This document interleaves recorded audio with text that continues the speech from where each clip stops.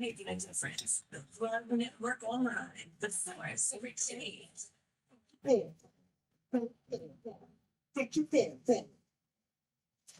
Hello, all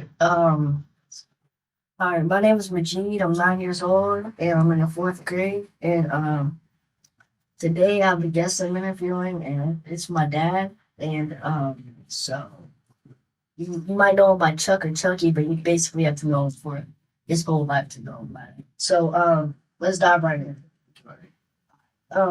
Let's go back to your childhood. Can you tell me when you got to meet at 4 years old and how meeting that person affected 4 years old. you?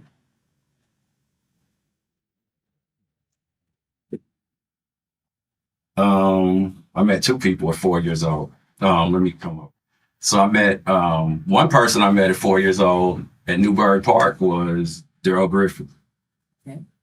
So that was like the first star I guess I had ever seen. And then the most influential, and he had a basketball camp that he was doing at the park, and they gave out free T-shirts. I just lost that T-shirt like 15 years ago. I had it. It was probably like I don't know, maybe a 5T or something. I don't know. But anyway, but the most significant person that I met when I was 4 years old was Muhammad Ali, and I met him at his mother's house when I was 4 years old, and that was the first time. Okay. Okay. So, how did Muhammad Ali affect your life right now? Well, going back to, so that would have been 1980. So he was right at the end of his career, really. So I didn't, at 4, I mean, it's almost like your little sister Yeah. remembering. So I just remember magic tricks, but you don't forget meeting Muhammad Ali. So I guess it would be the same as maybe if your sister met like LeBron James today or something like that. So she would never forget that part. She'd probably forget everybody she met at her age now. But anyway, I remember the magic tricks. It wasn't until later that it really was an impact because there was a time that Muhammad Ali he had a big trailer truck and he was going around the city of Louisville giving away these books. And I had got my book directly from him at his mother's house also. So that was later than when I was 4. And I got that book, and then that book that he gave me was the biggest impact. It was a book on Islam, and it talked about prayer, how to prepare yourself for prayer, how to the reasons we pray, and all of the five basic prayers, and then the additional prayers that you can make. And so I could barely read. I just look at the pictures and try to mimic the pictures. I was young. I didn't, and that book got stolen from me. I took it to school with me when I was in the 4th grade for like a show and tell or something like that, and left it in my desk and came back the next day and it was gone. And it was autographed. So, whoever the janitor is that did that. Oh, the janitor did? I'm sure it had to be, unless my teacher took it. Yeah. Right. But that was the biggest impact with Muhammad Ali as far as it started with that book. And then, I mean, he was a real life superhero. So it's, just like people throw the paper in the garbage can and say Kobe or whatever, like Ali was it, man. Yeah. All right. So, do you think you'd be Muslim right now if it weren't for you meeting Ali? Well, learning them. All right. It's not Muhammad Ali that made me Muslim. That was Allah. True. And so Allah only sends a person like Muhammad Ali into your life to intercede as a guide or as a model. But you take that influence and then you model whatever you need to do after that person. So I never aspired, not one day. So you box, right? Yeah, box. So you box. I don't. I never wanted to be a boxer one day in my life. So that means that he had a different impact on me and played a different role, right? So for me, it's a lot that puts that person in your life, and then I'm very thankful for Allah for having him in the scene in my life and being that influence. All right, so let's move on to the next question. Okay. I know that hip hop is an important part of your life. Can you tell us about Unstoppable Sound Agency and how it created, like, you wanted to be an entrepreneur yourself? Yeah. Unstoppable Sound Agency. So we have to go. So that was something that started, wow. It wasn't even unstoppable when it started. It became unstoppable in 97. But a very, very dear friend of mine, and I mean absolute, like my brother, absolute Father Job, which at the time was Cool Hen X. He had a long name. It was Cool Hen X the Style. Yeah, so it was Cool Hen X, and then it was Cool Hen X the Style. But we went to high school together, and it was 1992. I think he may have put his tape out in 91, like the end of 91. And then I was with a friend, Trig, which James Evans, Trig. We were a group. And so we put a tape out. So you talking about being in 91, 92, having cassette tapes for sale. We were getting them duplicated and for sale in high school. Yeah.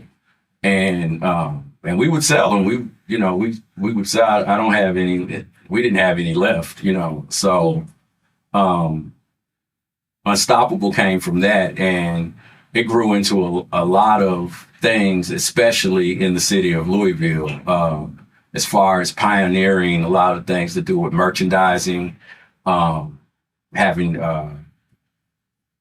influence. I'm gonna be honest. I think Ja was probably one of the first people I saw in Louisville with dreadlocks, like literally, long ago.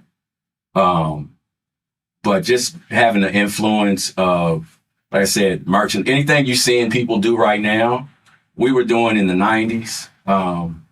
Tasha was there. She had a magazine. She had a modeling agency, like all types of stuff. So we came from, I don't know what was in the water in our community at that time, or even in our high school, but entrepreneurial spirit was definitely there, and it was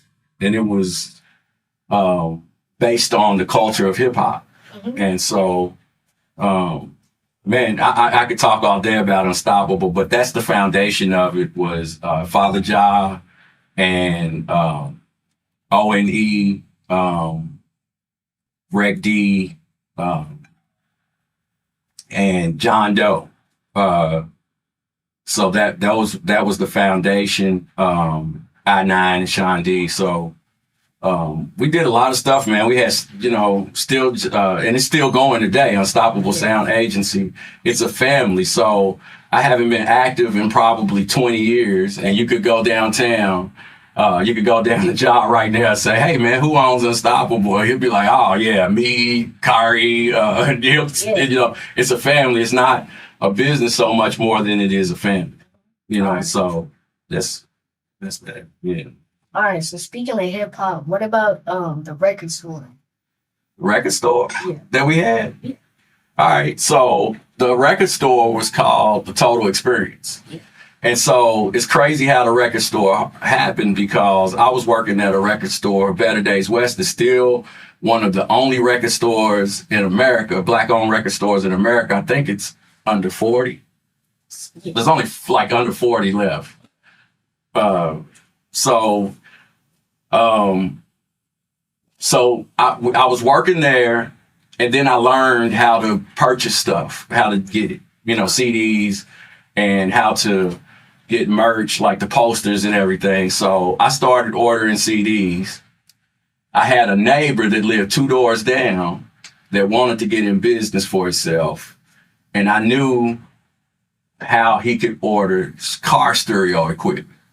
So I taught him how to order car stereo equipment. We literally started off in the front yard. And what we would do is we would sit in the front yard and indulge in some adult activities while we were sitting in the front yard. I mean, you're not a square. You know what the adult activities was, right? Okay. So we would sit and do that, and people would literally ride by and come and stop and buy. Okay, the fact that we had a record store in the front yard is one thing, right? But we literally had people coming by buying car stereo equipment in the front yard. So one day we were just sitting in the front yard, and we was like, man, we just been doing these yard sales. And he said, man, the building around the corner is for rent right now. And we literally got in the car, went around the corner, did the application, and got the building like that day, like that at that moment, put the deposit down. So the total experience was magnificent, and it was a real time. There was a guy, what was his name? Cedric's. He had a chicken place right in front of the record store. Mm-hmm. And so everybody went to the chicken store. There was a check cashing place next door to the record store, and we had the record store. And the thing that we had unique is Newburgh, that area had a group of people that all they listened to was Texas music, Texas rap, screwed up music. And then they had a group of people, all they listened to was Bay Area music. And so what we did was just every time Texas music and Bay Area music came out, we would just get it and we would sell out of it faster than we could get it in. We had a couple of people come by there, like whatchamacallit just pulled up one day. I don't know if y'all know who Pimpin' Ken is. He pulled up in his Cadillac one day and was like, man, I've been hearing about this record store. I needed to make sure I come and put my book in here. And he had some videos. And so we had Lil Flip out there, which we had to shut the record store down when Lil Flip came and actually do like a private thing and let 10 people in at a time or something crazy like that. And it was awfully smoky in the store that day.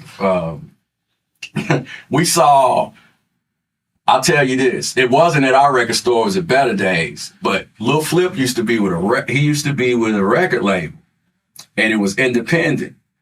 And the guy at the record label, they broke up in Better Days. Like Lil Flip left his record label standing in Better Days, and Big Hump is the guy that was with him. And Big Hump was standing there crying to me like, man, he won't even talk to me. Like, it's what's going on? And that was funny to me. It wasn't funny, but it was funny. Like, but Flip left him right there in Better Days. They broke up. He left his record label and got the $30 million deal. And yeah, it was crazy. But so the record store experience, unfortunately, it was right at the cusp of where people started to steal music.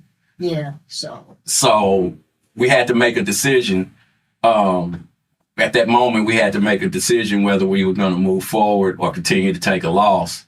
And so we decided we didn't want to take the loss. And so as quick as we moved in, like I said, we went around the corner and got the building. We sat there, we said, all right, let's shut it down. And we literally started packing stuff up right there at that moment. Like, that was it. So, yeah. Okay.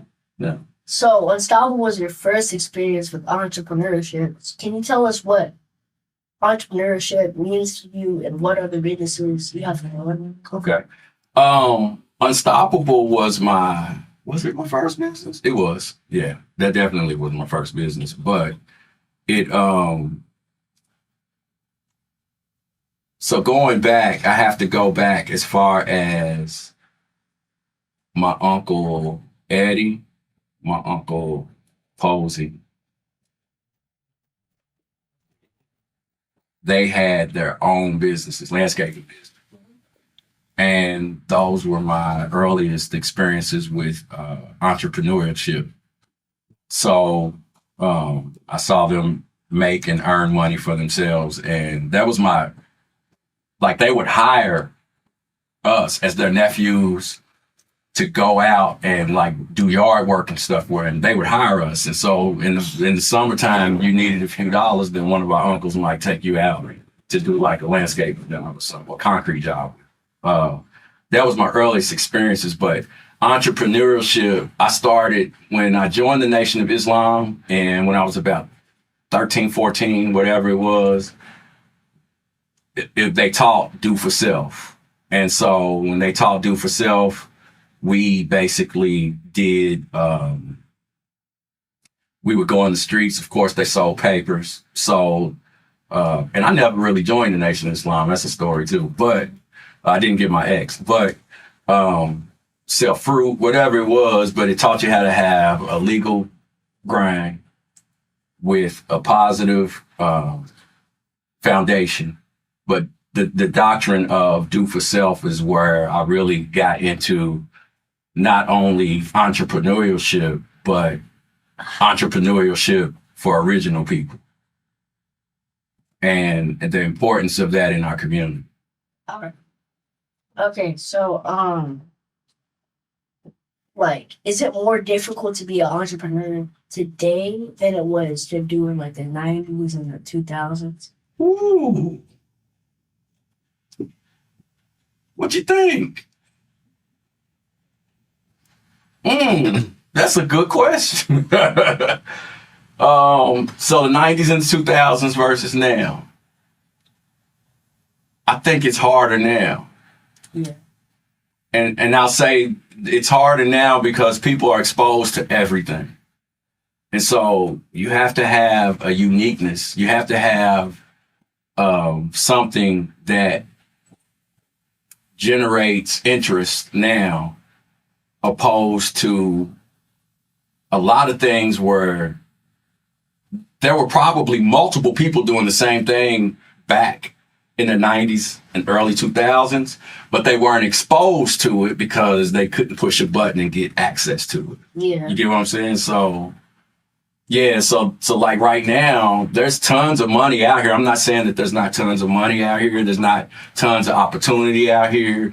There's probably far more because we live in a time where we have access to more information right now at this very moment than anybody in history ever had. So I'm not separated in it that way or saying that it's probably more money out here now and more opportunity. However, doing business was probably easier then because you could literally generate 100 people to follow, real following. Yeah.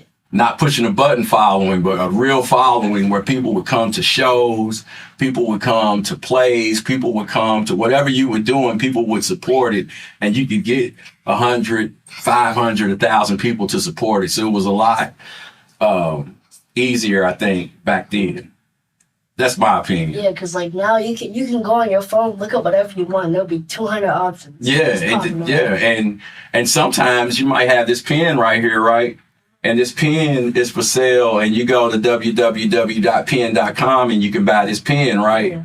And then you go to www.pen2x.com and they're selling this pen too for 50 cents higher because they're selling the pen from the company, from the original company. Because like that's the thing. Yeah. Whenever you go on like your search tab and you look up whatever you're looking for, they'll only put the top sellers up there. Yeah. And then you gotta look specifically for the company you want if they're not the top seller. Yep. So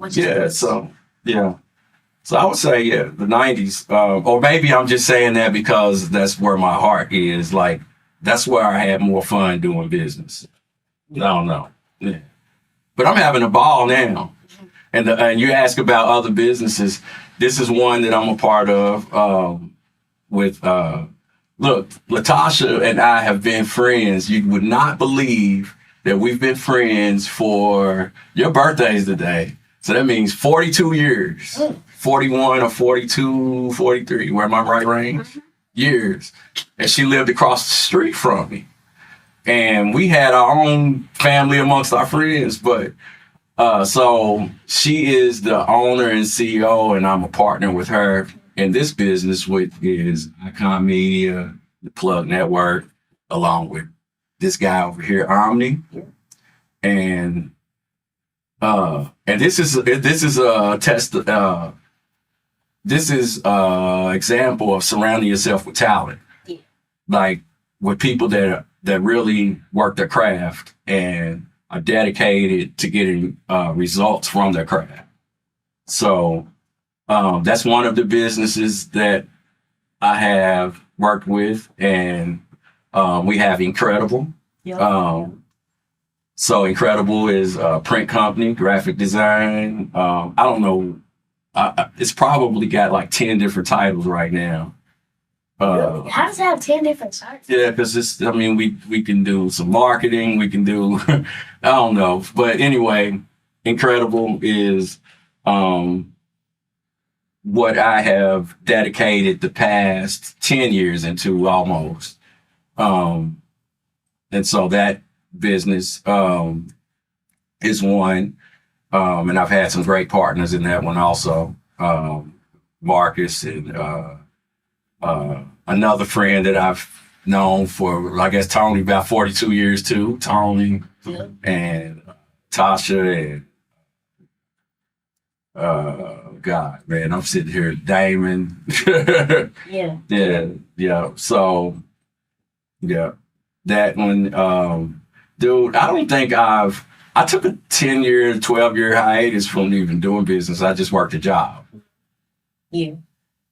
And I won't say I didn't have fun doing that too. Yeah. A lot of people think entrepreneurship means you can't work a job, or you shouldn't work a job, or like it's a blemish on your entrepreneurial status if you have a 9-to-5. Yeah.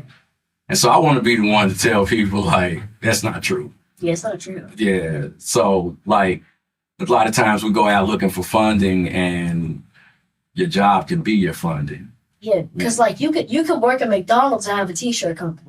Yeah. Yep. See, and you can work at McDonald's and have a t-shirt company that ends up buying you a McDonald's, right? So yeah. Yeah. All right. So just a quick question: Did you prefer working as a job or working as an entrepreneur? Entrepreneur. There ain't no question. Like that's no question. However, sometimes when you work in a job, that's where you get a lot of your ideas. You're learning infrastructure from whatever company you're working from, and you meet people. Yeah. And there's a few people that I absolutely would love to reach back and give an opportunity to once things that are prospering per se, and once I can give those opportunities. And those are people that I've worked with. Perfect example, Incredible, one of the owners of Incredible, Marcus. I met him working at a job. And so that entrepreneurship is like I think that's the thing, like that's what's really going to get like original people out of this bind we've been in for 400 plus years. It's going to be entrepreneurship. And people say, well, no, it won't. It's going to be education. Okay, education is going to get us out, but not necessarily a formal education. My education came from spending money, losing money, investing money and losing money, studying, paying for things that, paying for courses and classes online and doing different things. And like, and it's the same for Tasha. You see all this equipment here. Like, she's probably had this type of equipment, recording studio stuff, probably 2, 3, 4 times. You lose money, you gain information, you gain knowledge, you gain wisdom, and you learn. So yeah, education is going to get our people out, but it's going to be that education applied to entrepreneurship, I believe, that will be the end all, and that'll really take us over. Okay. So going back to hip hop. You love hip hop questions, don't you? Yeah. So, just to do something like more based on your opinion, Mhm. I'm gonna ask you what your top 5 artists and your top 5 songs are. So specifically hip hop. Specifically hip hop. Okay, Yes. so let's be very specific. Okay, if you say hip hop artist, Mhm. that means anybody doing anything in hip hop. Yeah. That doesn't mean rappers, right? Yeah. Okay. See, I've never heard that question posed that way before. All right. Yeah. Artist, hip hop artist, person that creates a picture that you can see it without seeing So it. that's graffiti, You can see it in your dance, head. break dancing, rapping, whatever. Yeah. So if I look at a hip hop artist, I would have to say like the intro we did. KRS-One is probably one of the biggest hip hop artists because he does all of those. Other than I've never seen him or heard him say he did breakdance. Yeah. But he's graffiti artist, MC, and a DJ. Yep. And he practices all the additional also. So yeah, KRS-One. KRS-One. Okay, is that a number 1? That's number 1. I'm not really saying he's number 1 or the best. I'm just saying that as far as a hip hop artist, he's one. Hip hop artist number 2 would probably be, golly, man, that's a loaded question. With one question is loaded. Tupac Shakur. Okay, Tupac. That's a good one. And when I say that, it's because of the artistry. Yeah. I don't want to delve into who's the greatest rapper or say Yeah. Tupac's the greatest rapper or any of that.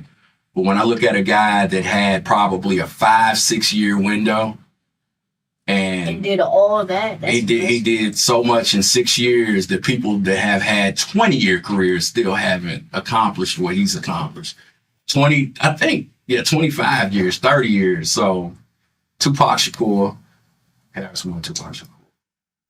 Golly, I'm trying to think of somebody that's not a rapper, and I know it's somebody, and I'm probably just gonna look over them and feel stupid later.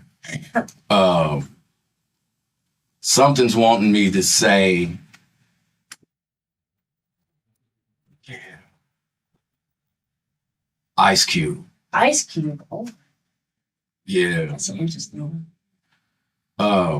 He's not a writer though. I mean, he's a rapper. He's wrote still a rapper, but he created. Can I say Ice Cube created gangster rap almost? Is it fair to say it? I mean, I know it was Eazy-E's album that came out right first, but did Ice-T predate Ice Cube? Ice-T says he predated them, Right. but he didn't have enough range. He didn't touch enough people to Right. really say. So it's like T.I. with the trap music argument, because not Goody Mob, but Ghetto Boys predates Ice-T, but the stamp of trap music is with Yeah, T.I. So the Yeah. stamp of gangster rap is with Ice Cube. yeah. Yeah, the branding, Yeah. the name. So the music, the movies.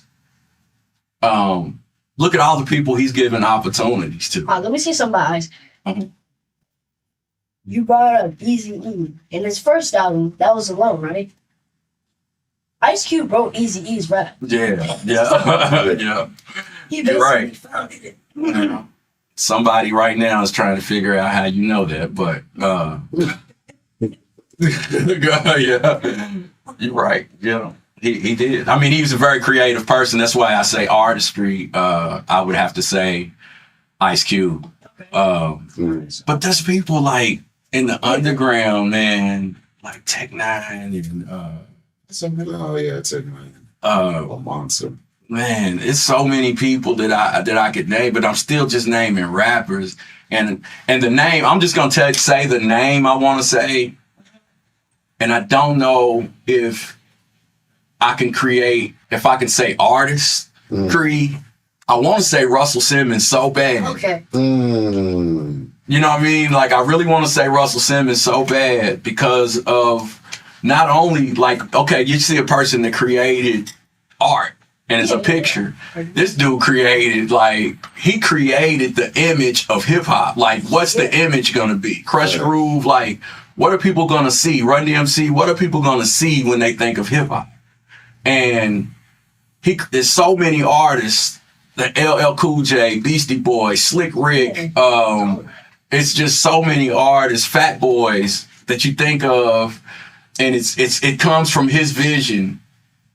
I'm gonna say Russell Simmons. That's what I'm gonna say. I want to put Russell Simmons up there. Yeah, I'm gonna say Russell Simmons. And God, there's so many guys right now doing like magnificent artists, and their music might not even be great, or what they're doing might not even be great. But they got like that side thing they doing, and you like, wow, you know what I mean? Like, yeah. Example for that would be like this dude I follow, like Hot Boy Major, right? He's funny as hell. Do good music, he's funny, and he does like skits, and he's writing movies, and so he's on the come up. Okay. And but I'm just saying that's an example. It ain't really like who I would say. Like, you know, I could always, and then somebody would say, well, no, man, it ain't Russell Simmons. He didn't do what Master P did. Master P's a great artist. Like, more than just an artist, right? So I'm not comparing though. I'm just saying, and you look. So who would that fifth person be though, right? I don't know. I want a DJ, but I just can't think of a DJ. You really can't think of a DJ that has done more than DJ and create. Biz Markie, like, okay, that's a good one right there. Like, you could put him at 5. Not really, like artist though. You gonna say as far as complete artist, Biz Markie wasn't a good artist. Yes, he's a great artist, but he was a DJ. He was a magnificent DJ, actually, a better DJ than he was a rapper. So, like, it's or you can put DJ Screw right there. That's a good one. DJ Screw created a whole facts. He created his own like genre. Yeah. There's some people walking this earth that say it's not music if it isn't chopped and screwed. Yeah. Dude, like somebody's really sitting there like, what is this? I didn't prepare none of this. He just knows this stuff. I didn't prepare none of this. So he knows. Now we're starting early. But I can't come up with the fifth. Okay, so let me try to think of somebody that's really hip hop. That's an artist. I'll say his artistry was he represented hip hop on a different scale, on a different platform, in a different industry. But his artistry is well known. Who was you gonna say though? I'm taking him off the list. But I'll tell you who I was thinking. Taking somebody off of this list? No. These people are here.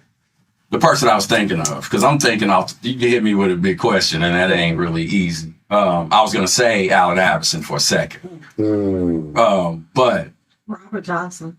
Yeah. Oh yeah, Robert Johnson too. BT, right? Yeah. Magnificent artist. Wow. What about Nick Cannon? Huh? Nick Cannon. Nick Cannon represents hip hop. He's big. Yeah. In the top 5? Nobody wants to listen to it because Nick Cannon, did you understand the impact? Nick Cannon has done a lot, but again, he does a lot. It's not hip hop. What is not hip hop though? He does a ton of game shows and stuff. But does it have elements of hip hop? Mm-hmm. Okay. Yeah. Okay, I'll give you that. So that's the thing is what I'm thinking. Like with a Russell Simmons, everything had an element of hip hop. With KRS, everything had an element of hip hop. With Ice Cube, everything had an element of hip hop. Robert Johnson, y'all. Robert Johnson is a big. I'm not even think. See, that's what I'm saying. I know they out there. Golly.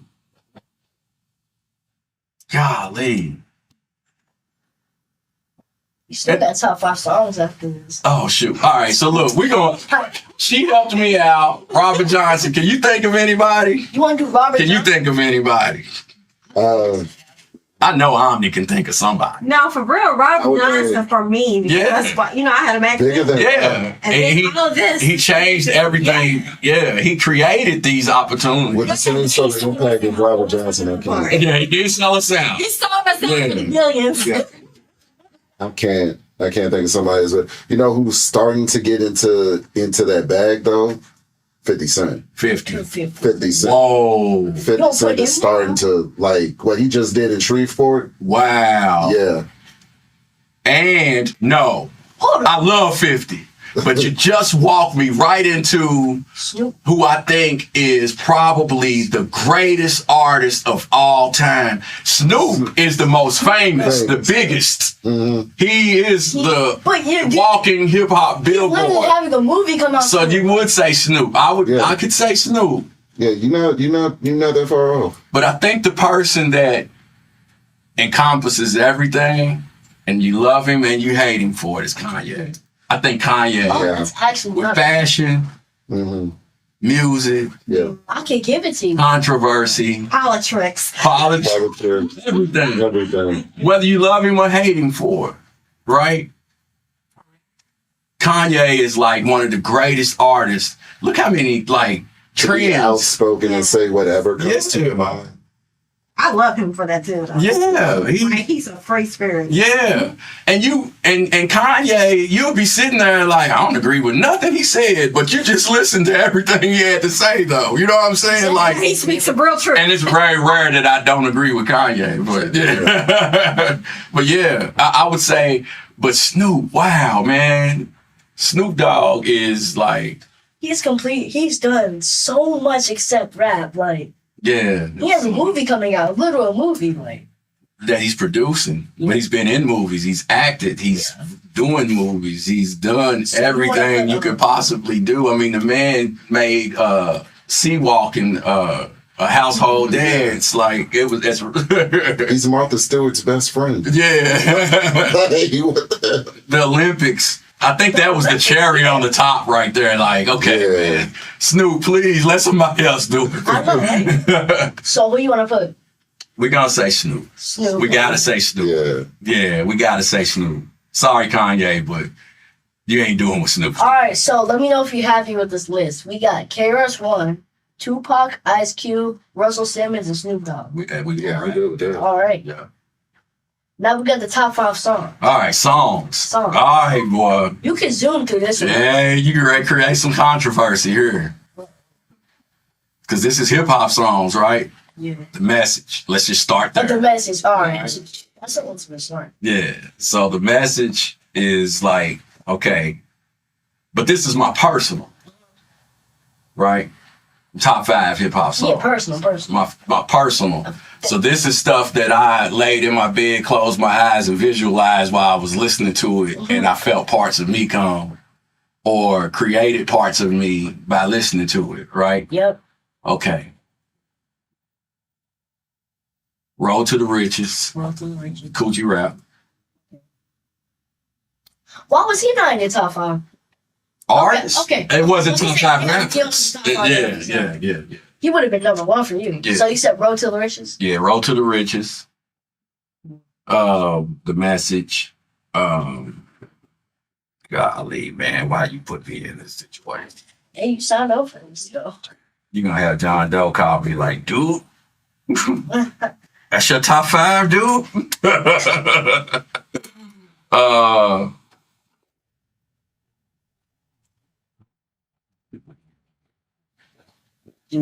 After Police. Okay. Of course. Wait, I think that song is the most inspirational song ever.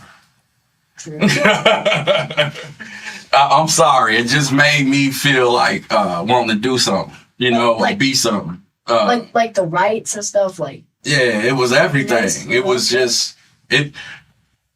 You might not even want to say after police. You might have been mad at your teacher that day. It's like, you know, and that's what you wanted to listen to. But anybody that felt like an authority to you, you just wanted to play that song to like eliminate that authority. Like, right. True. So after police. It's not a bad song. Nah, it's a great song. I mean, it's a song that everybody should have in their playlist. God, man, you get. You only got 2 songs left. You zoom. All right, because those are just my got to standards. Like, yeah. Like, oh, you got to the artist. Okay. So this came up a couple of days ago when I did top 5 Tupac songs. You did? Yeah, somebody asked about I actually wanna hear it. Tupac songs, and this song, it's not one of his hits. It's not one that everybody's It don't familiar gotta be a with. hit. Yeah, but it's Tupac's. I Now know there's what an you're saying. original on the show soundtrack. There's an original version of My Block. Yeah. And that is, and literally, your mother can testify. I was riding in the car listening to it, and she saw the hair standing up on my arm. So, Yeah. So you got that right? Yeah, my At block. 4? yeah, Okay. there's not any order. There's no order to these. Yeah, it's My Block. And You said My Block? My Block. Yeah, My Block. Yeah. yeah. My Block. And the 5th and last song, hip hop. Oh God, man. Sick of the song. Leave me alone, John Doe. Anytime I'm critiquing a song or creating a list, like you got John Doe's, I got John Doe's voice in my back of my head. I respect his hip hop. Like, yeah.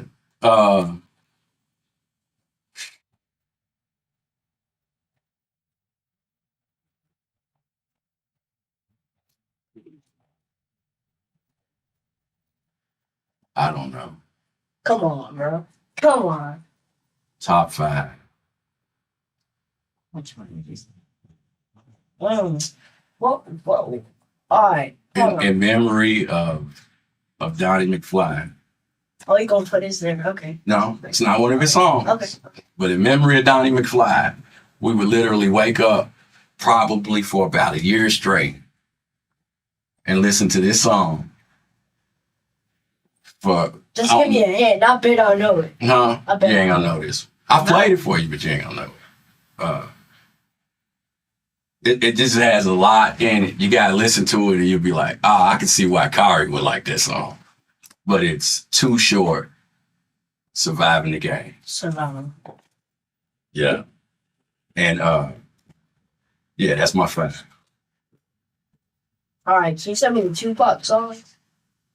You chose. Oh man, dude, that's a list like But no, but you said it was top 5. You already got it right now. it was My Block. Okay. It's Blasphemy.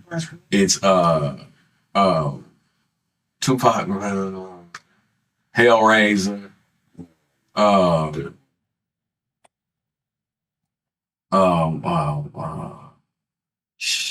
Man, was it wasn't Soldier Story. War Stories. Nah. Soldier Story is fun. Man, I don't remember, man. Soldier Story is my favorite Tupac song. I don't. I have that list, and I had never thought of my top 5 Tupac songs, so I don't remember them. It's Yeah, not that's cool, something. that's Yeah, cool. but I remember those All 3. right. Yeah. We got time. One more question. One more question. Yeah. This isn't really a question. This is depending on you. But like, do you have anything that you would like to just say, or like anything that's like something you want to say to the people that are listening to this right now? It's an inspiration to do this with you. That's what I would say. Right? Yeah. Because the way it came up was different, you know. We're just spontaneous, but me and you hang out all the time. So, but yeah, it's just doing this with you is inspirational. And I hope you you don't have to be a person that does interviews, but I think you should probably take this interview. You should have another interview next week and another one. Let me say something. I'm working on a podcast right now. Okay. Well, see, hey, I didn't know that. I live in the house with you. I didn't know you were working on a podcast. So, but yeah, you should stick with this. I think you asked some questions that the artist one was just that blew my mind because I never heard that question Let me say asked that something. way. The source should pay you to use that Alright. question. Or somebody should. Yeah, true. Yeah. All right, I gotta say something. Okay. You think that this is enough information for somebody to like? Let's say they see you somewhere. Okay, let's say they seen you before at like when you own the record store, and you saw them again on the street. You think they'd recognize you or not?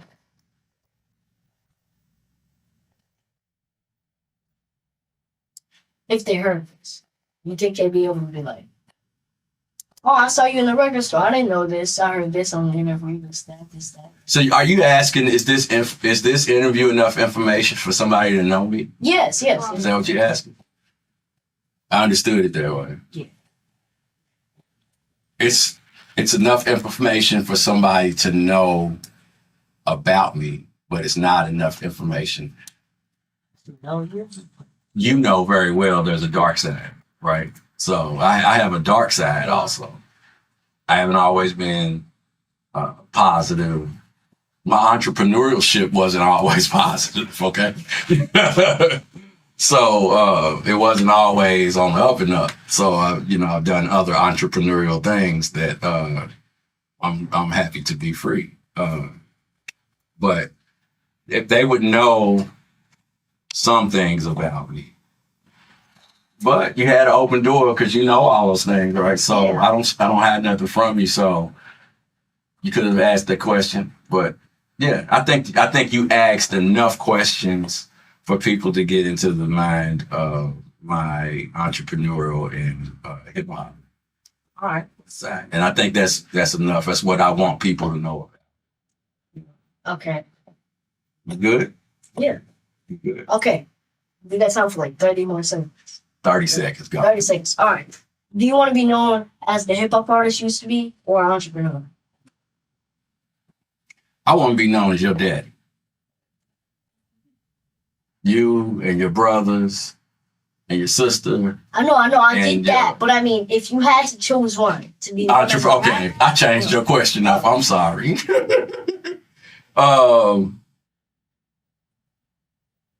Entrepreneurship or the hip hop artist.